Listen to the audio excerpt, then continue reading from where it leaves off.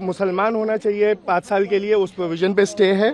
साथ ही साथ कि जो सेक्शन प्रोविज़ो 3C का है उसमें कहा गया है कि जो प्रॉपर्टी हैं उनको जब तक कि ट्राइब्यूनल का डिटर्मिनेशन हाई कोर्ट के साथ नहीं हो जाता है तब तक उसमें इस वो स्टे रहेगा, उनको डिस्पोजेस नहीं किया जाएगा, कोई थर्ड पार्टी इंटरेस्ट नहीं क्रिएट होगा। सेक्शन 9 में कहा है कि not more than 4 non members will be non Muslim, और सेक्शन 23 में कहा है कि 3 out of 11 in board will not more than 3 will be non Muslims. Section 23 को स्टे नहीं किया गया है, लेकिन ये कहा गया है कि all effort should be made to appoint CEO from the Muslim community. बाकी ये बड़ा लंबा जजमेंट लिखा है, इसकी स्टडी करनी पड़ेगी और उस पर फिर ज़्यादा अच्छे से हम बता सकेंगे। How big is the relief is? The relief is big. We'll have to look at, because the court said that it is Monday and we all have to be in different courts. So court said that we are not pronouncing it the whole judgment. They have said it's a long judgment. We'll have to read. But जितना अभी तक बताया है उसमें थोड़ा सा हमें disappointment इसका है कि रजिस्ट्रेशन वाला स्टे नहीं किया, लेकिन उसमें टाइम लिमिट बढ़ा दी गई है। तो हमें उम्मीद है कि अभी हम जब पढ़ेंगे तो उसमें और भी चीज़ों पे हमारे सामने जाहिर होगा कि इसमें क्या क्या है इस ऑर्डर में। प्रैक्टिसिंग मुस्लिम वाला जो प्रावधान था उस पे क्या उस पे स्टे कर दिया गया है। और नहीं, not the complete act, certain provisions have been stayed. Non Muslim members पे ये कहा है कि उसमें आपके बोर्ड में 3 से ज़्यादा नहीं रह सकते, और उसमें सेक्शन 9 के हिसाब से 4 से ज़्यादा नहीं रह सकते नॉन मुस्लिम एक तरह मेंबर्स। से ओवरऑल जो आप लोग की मांग थी उसे पूरी मान लिया। काफ़ी हद तक बैलेंस्ड ऑर्डर है जहाँ तक हमें लग रहा है। अभी हमें इसे डिटेल में पढ़ना पड़ेगा, तब हमें ज़्यादा बेहतर आइडिया होगा। आज जो माननीय सर्वोच्च न्यायालय ने अंतरिम राहत पे विचार करते हुए बहुत स्पष्ट आदेश दिया कि जो वक्फ अमेंडमेंट के जो प्रोविजंस है उसको स्टे नहीं किया गया है। दूसरा बात उन्होंने कहा है कि जो रजिस्ट्रेशन का जो मुद्दा है उस पर भी कोई स्टे नहीं है, यानी कि जो वक्फ रजिस्टर्ड नहीं है या जिसको रजिस्टर नहीं कराया जाएगा वो वक्फ प्रॉपर्टी ट्रीट नहीं होगा।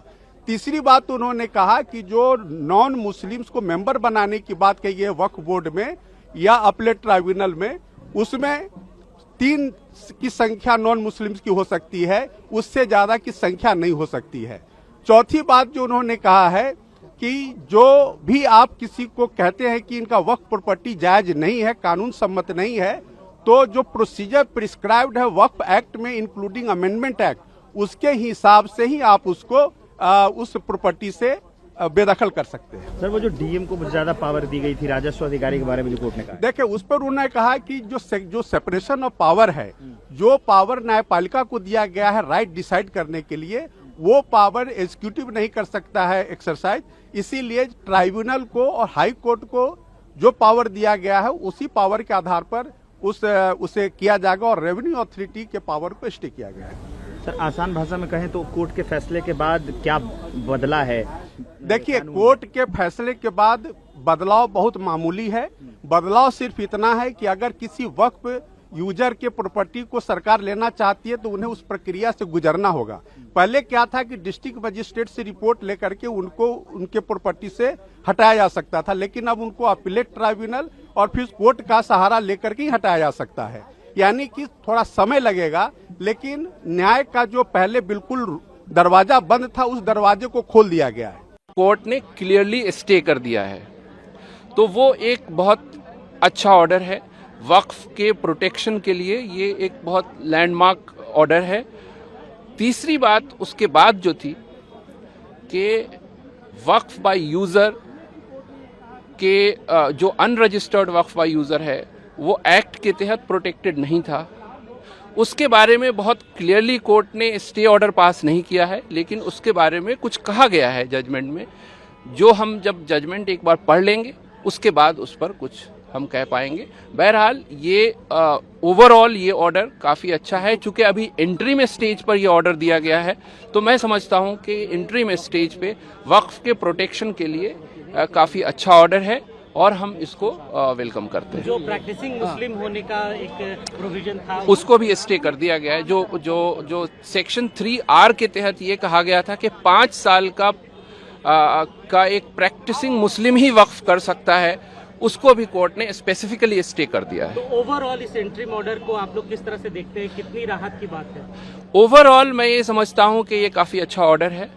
एक वक्फ बाय यूज़र के सिलसिले में जो काफ़ी कंसर्न था कम्युनिटी का, उसके बारे में भी कोर्ट ने कुछ कहा है और उसको हम पढ़ेंगे, लेकिन ओवरऑल वैसे देखा जाए तो वो अच्छा ऑर्डर है, हम इसको काफी वेलकम करते हैं। मैं माननीय सुप्रीम कोर्ट के फैसले का स्वागत करता हूं। माननीय सुप्रीम कोर्ट ने नए वाले कानून को एक तरीके से पूरी तरह वैलिडेट कर दिया है। बहुत सारे ऑब्जेक्शन लिए गए थे, बहुत सारे धाराओं पे स्टे करने की मांग की गई थी, माननीय सुप्रीम कोर्ट ने उसको नकार दिया है। केवल उनको इतनी रिलीफ मिली है कि जो नए वाले कानून में व्यवस्था थी कि जो 5 साल तक प्रैक्टिसिंग मुस्लिम होगा वही वक्फ कर पाएगा, उसको माननीय सुप्रीम कोर्ट ने स्टे किया है। बाकी और सारी मांगें नकार दी गई हैं। जहां तक बात ये थी कि ये डीएम के यहाँ सुनवाई होगी या ट्रिब्यूनल में, उस पर भी स्पष्ट कर दिया है कि जो मामले ट्रिब्यूनल में चल रहे हैं उसकी ट्रिब्यूनल में ही सुनवाई होती रहेगी, लेकिन जो नया आएगा विषय वो डीएम के सामने जा सकता है, या वो आदमी कोई ट्रिब्यूनल में ले जाना चाहे तो ट्रिब्यूनल में भी, उसमें कोई अभी तक रोक नहीं लगाई है। तो इस फैसले का मैं स्वागत करता हूं। मैं आशा करता हूं कि माननीय सुप्रीम कोर्ट जल्दी से इसकी फाइनल हियरिंग कर देगा और इसका फाइनल डिसीजन भी जल्दी आ जाएगा। कुछ वर्गों को संरक्षण देने की आवश्यकता है, कोर्ट ने ये भी कहा। देखिए, बहुत सीधी सी बात है, वक्फ का मामला इतने दिन से है और लगभग 40 लाख एकड़ जमीन पे, देश भर में 40 लाख एकड़ जमीन पे वक्फ बोर्ड ने कब्जा अपना दावा ठोक रखा है। ये कोई छोटी मोटी जमीन नहीं है, 2 एकड़ 4 एकड़ की मामला नहीं है, 40 लाख एकड़ का मामला है। तो इसके ऊपर पूरे देश में कानून होना चाहिए और जो नया कानून आया है मैं उसका समर्थन करता हूं, इसीलिए मैंने पीआईएल फाइल किया था। नया वाला कानून पूरी तरीके से इम्प्लीमेंट हो चुका है, उस पे माननीय सुप्रीम कोर्ट ने रोक लगाने से मना कर दिया है। इसलिए अब जो नए डिस्प्यूट होंगे वो नए वाले कानून के अंतर्गत जाएंगे। केवल एक मामले पे रोक लगाई है कि 5 साल की वक्फ वही कर पाएगा कि जो 5 साल प्रैक्टिस होगा, उस वाली धारा पे रोक लगा दी है। So basically, the Supreme Court what made commented that instead of challenging the whole act, there are the 3-4 provisions which are being stayed, though they are being extremely important, and to somehow it is a bit of disappointment. But anyway, these are not the final orders. The Honorable Apex Court, they have stayed the main provisions to our 3C. So, Ma'am, in common language, in layman language, what are those provisions those have been stayed? so basically, the stay is on that the government cannot create any third party interest. They have until or unless the title is being cleared on the Waqf property. So earlier the collector had the right to just to take the property, the alleged Waqf property in its possession, and then the government revenue records they need to verify.